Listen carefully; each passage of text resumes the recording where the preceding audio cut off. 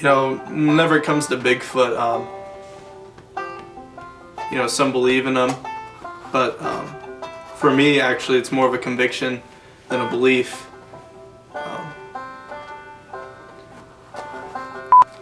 I'm actually from West Virginia, and growing up was hard. I lived with my uncle for 6 months from the end of one school year to the first quarter of my next school year. And he really just opened my eyes to who Bigfoot is as as just such a great living creature that nobody really knows about. And I think that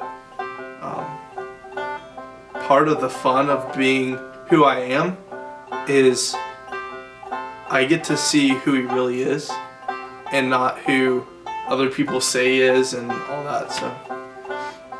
So tell me a little bit about your first experience with the actual creature itself. Okay, well, so I was in my uncle's cabin, okay? And I walk outside the door. He's got one of those screen-in porch type deals, right? So I'm cracking open the door, all right? Because you never want to walk outside like fast, because if he is there, he'll run straight away. Because you don't want to like ruin your opportunity, right? So I start creaking it open, and all of a sudden I hear this. It was like the leaves, and I look over and I see this thing, and it just like runs into the woods, right? And I'm like, and I knew it was a squatch. So do you personally feel any connection or kind of personal connection to the creature itself? Definitely, it's a very deep and spiritual connection, similar to marriage, except for it's a 9'7" hairy creature. But I honestly feel like I could grow closer to that than women. Because, I mean, can you imagine waking up every morning beside one of those big guys just waiting to give you a hug? You know what I'm saying? So, in your professional opinion, do you think there's any dangers that the creature itself poses to the public? I think there is if you mess with them, but I mean, this is such a majestic creature we're dealing with here. You know what I'm saying? I mean, I see these commercials where, excuse me, I see all these commercials where they're taking Sasquatch and making him this bad guy, throwing people and throwing stuff, and I just don't think that's really fair. I mean, I think if we gave him a chance, he could, just fit right in. You know what I'm saying? Yeah. Seems pretty nice to me. Alright, so can you state your name and title for the camera, please? Dr. Thomas J. Witherspoon, PhD in Squatchology. What do you think? Can you list off some of your credentials and qualifications to be a Squatch expert? Yeah, well, I studied at DeSales High School. Graduated with a 2.96 GPA. Took honors biology there and completed with a B-. So I'd say that's pretty outstanding, if you ask me. So what got you first interested in the creature Bigfoot, and what? Sasquatch. Sasquatch. It's Sasquatch. Well, a few years ago, when I was living in my mother's basement, I was eating some cheese balls, watching the Discovery Channel. Your average night. And I saw on that screen the most beautiful, majestic creature that anyone could imagine. And I knew that it was my destiny to follow this creature. It was calling me like a... So what are kind of some of the day-to-day challenges of being a Squatch researcher as distinguishes yourself? Well, really, it's more managing your life around it, because it's like a disease. It consumes you. I spend at least a minimum of 10 to 15 minutes per day searching this information on the World Wide Web. And you can find YouTube videos, all kinds of credible information on it, and I just don't want to stop. So what does Big Jim do here to contribute to your personal research? Well, he's crucial. He's a go-getter, a hands-on guy who he goes out there and just grabs it by the horns, you know? Grabs like a fish out of the river, stuffs it right in his mouth and eats it. And I mean, he goes and gets it, he gets things done. He's all over it, really. I mean. So in your email to me, you said that you might be able to take us out kind of on just a routine investigation. Right. So. Well, we set some stuff out at a nearby mountain formation that I think we could go and get some solid stuff from. We've been really looking forward to this campsite, and I think that we could get some really solid Squatch information from there. So, all right, so let's go. Go ahead and head out. Yeah, let's go. All right. All right, so we're fixing to go out here and do some in the field research. So can you kind of explain to me what we're going to do from the technological side? Yeah, well, we're gonna head out there, set up a couple audio recorder, visual camera, just get some basic data. We're gonna be placing them in spots, Squatch spots we like to call them, high activity Squatch zones. It's just some, you know, you look around and you see those prints, and you can really get a good idea of where the Squatches like to lurk. And we're just gonna set up there and see what we can get. Sounds good. Let's go. All right, let's go.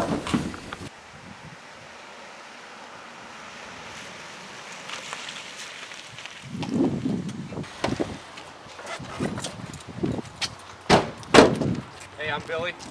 Jim. This is my wife, Nice to meet you. Georgianne. Jim, nice to meet you. It's good to have you all out here. Yeah, we've nice had to meet some, you, Thomas. We've had some pretty, I can smell a Squatch out here. Yeah. pretty good talk about your property, and really excited It's to been go. coming around lately, so Can we just go ahead and yeah, we should probably go now. So your name and how are you helping Big Jim out? I'm Billy, and this is Georgianne, and you know, Big Jim's been calling me for a while. There's been a lot of sightings out here, and he's a real expert. He's been doing it for I think around 6 years, and we've been Squatch hunting since we were young. right out of middle school. Yeah. I think. Middle school. Yeah, we like to think about Squatch on the playground. Yeah. But you want to hop to it? picking up some good vibes around here. Let's just go ahead and check out. Normally, Big Jim leads us, so if you just want to keep on him. Hey Billy, you ever seen something in that tree right there? Yeah, that's a black very oak. popular. I think that's where they gather, you know. Yeah, look, what we got is what they do is they'll poop, and they'll pick it up, and they'll go about like this, about waist high right here. They get the And then rash. they go like Squatch this. rash. And they get that squatch rash, and you can see. All right, so what we got here is some obvious squatch droppings. I'm trying not to get these nice shoes dirty here, but what we want to do is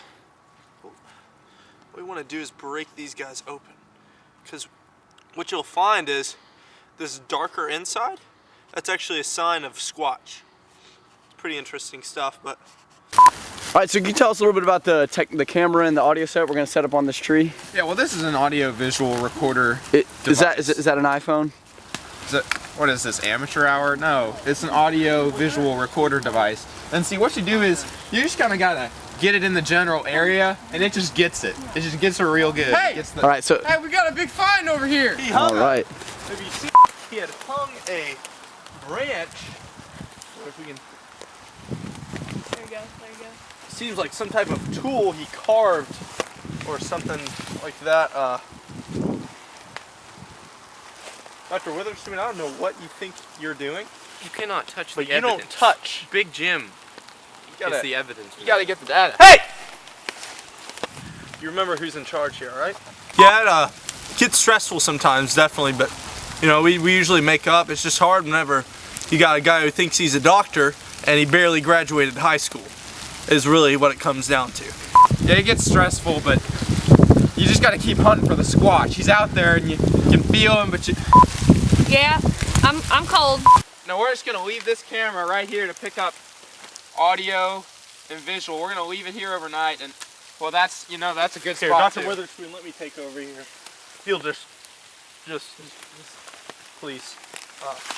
Give me some more in tune with the nature. There we go. There we He got that. obviously knows what he's doing. It says smart Dr. belly. Wither So we're gonna. I'm gonna Wither check, T. what I'm gonna do is, Getherspoon. I have if you would please, Mr. Billy. What I've actually done is perfected the noise that a Sasquatch makes. So what I'm gonna do at the beginning of this audio recording, I'm gonna make the noise. That way I can see the same spike when he actually does come at night. So if you'll.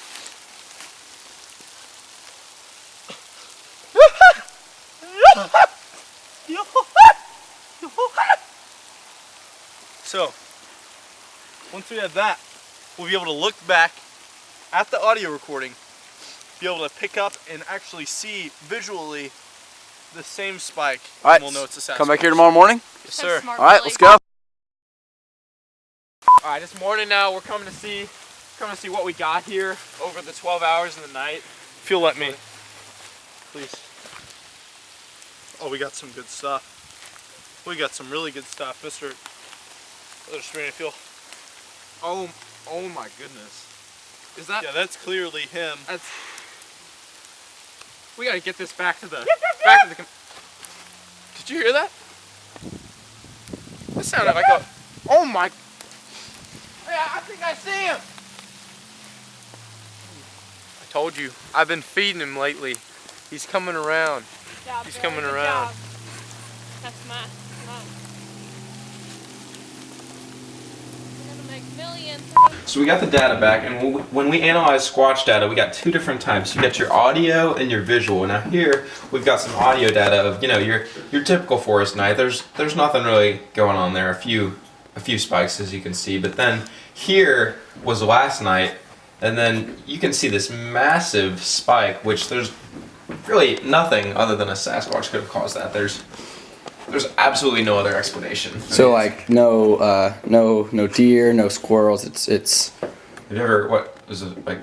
You think like a squirrel barked really loud, or no? It had to be a squatch. And then here, as you can see, you got Big Jim right here. Was this from the tree camera?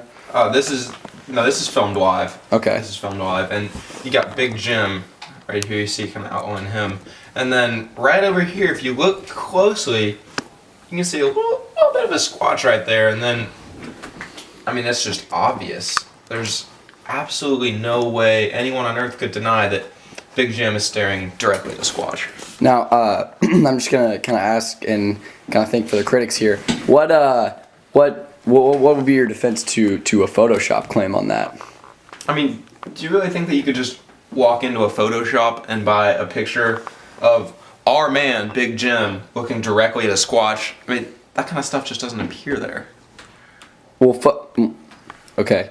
What are your credentials? Do you even what authenticates you to do this interview? Do you even know what you're talking about?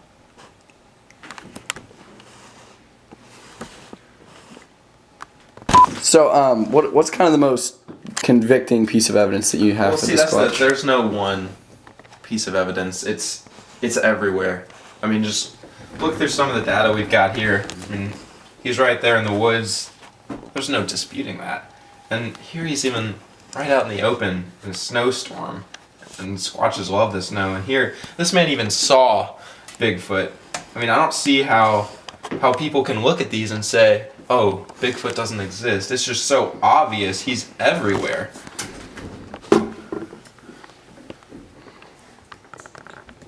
So, did you just go to Google and type in Bigfoot? Do what? Yeah, I mean, if you just look at the evidence, it's fairly apparent that we got ourselves a squatch here, and honestly, it's not too often that we just run across it like this, but I feel like sometimes he just wants to be seen, I think we all just want to be seen sometimes.